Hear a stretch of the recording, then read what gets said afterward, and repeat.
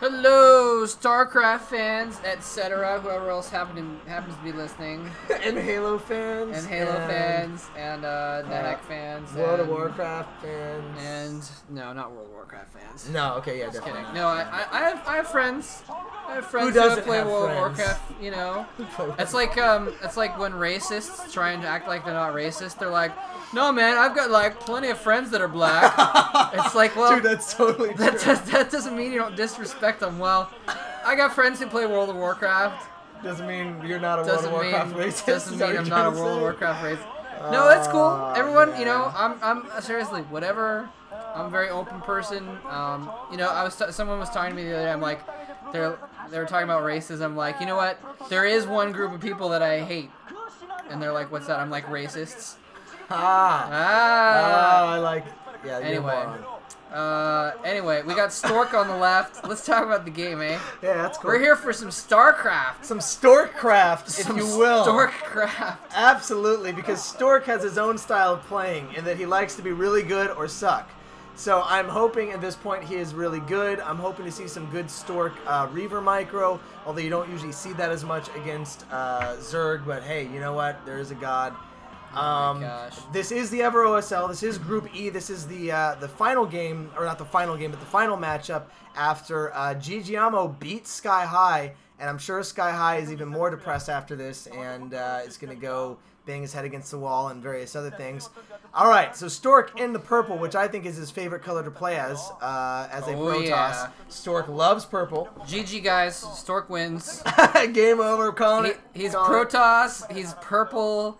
He's Stork. He's this badass. game is over. I'm serious. This game is over as far as I'm concerned. Well, we will see. He had better not lose to freaking ggaemo because seriously, like Sky High. All right, you know, Sky High doesn't have a freaking what does Stork have? An OSL gold and like 2 silvers or some like crap 8 like silvers, that. Yeah. Sky High has 1 all kill against a crappy team.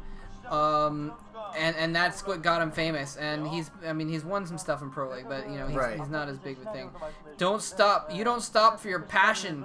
Fighting ggaemo. There are ggaemo fans in the crowd. Hey man, everyone has their fans. Everybody has their fans because there were fans of Jaedong back when he sucked. Wait, no, Jaedong never sucked. Okay, so never mind.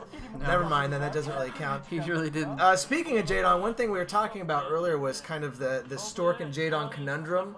And I guess Jaedong is currently, what, 1-up game on Stork as far as that goes? 8 and 9. Yeah. So Stork certainly has a mixed record against Zerg. Overall, he is actually about 54%.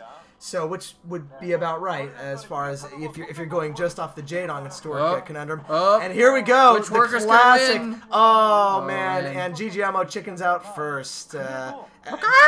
It's like the worker game of chicken, but there's no road and cars involved. Pile on him. Oh, I want to see a gas steal, man. Steal that gas. Come on. ggaemo waiting for his 300, which he does not quite have.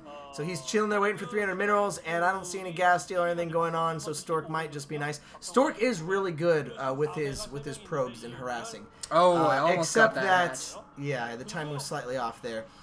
All right, Stork going with a very fast expansion here. So yeah, that's pretty surprising. Yeah, that is pretty surprising. No, he had the probe all up in ggaemo's base. He knew exactly what was going on, so he knew he had the spare time to get that Nexus down, and he even got his Forge down first, so that was pretty good. He's gonna get the cannons now. Pretty normal play, obviously, for this kind of matchup. And I think the reason, he was kind of behind on his hatchery because after he realized that he wasn't gonna get it down, he actually built that pool. Oh, I didn't see that. In the background, yeah, that's kind of. There's a couple reactions you can do in that kind of a situation when you know you're not going to be able to get your hatchery down. Is you can try and put it somewhere else, or you can put it out of place, or you can just put your pool down instead, or you can try and run off and get it at a third location, which is not advisable on this map. We do see ggaemo trying to get his 3rd base though out there. It's not good to make your 2nd base in some crazy place, but he's going to try and snipe a ninja expansion on the far left of the base, and that might work in his favor because that's going to make it really difficult for a Stork to get to it because it's such a big map. Yeah. Long distance to that base there. And, you know, standard Protoss play is going to have to kind of turtle in for a little bit anyway, so it's going to be hard for him to put pressure on him. But once he has that gateway up, it'll then be more difficult for ggaemo to defend, because then he won't know if random zealots will be going to his third or his second. So kind of works both ways. But looks like just kind of a normal PvZ so far. Yeah, I haven't seen where Stork is going to go with his build quite yet. If he's going to, go to Corsairs, which I would assume would come at some point.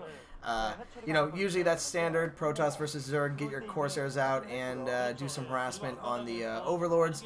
So Core going up there right now. And is that the same probe?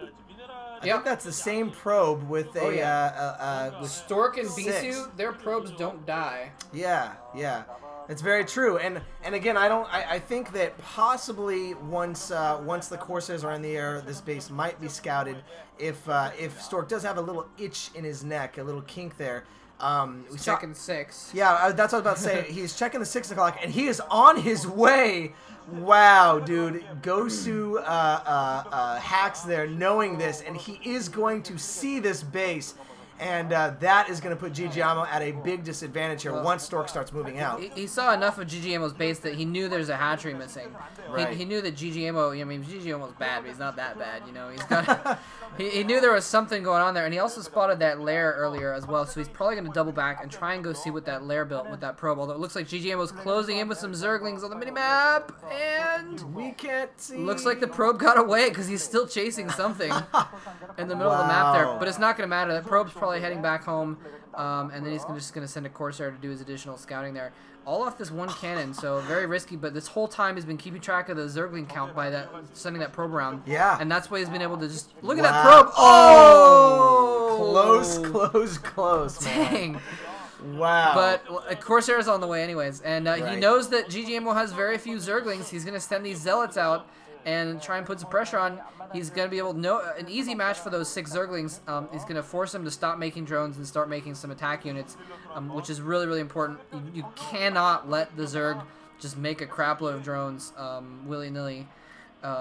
It'd be a good StarCraft name, willy-nilly. What do you think about him sending them to this natural versus the third base on the left? Yeah, it makes as much sense as anywhere because he just had a small group of Zerglings there. All right. He probably could have sent a single Zealot off to that other base. That would have been a nice move, I think. Yeah. But at the same time, he's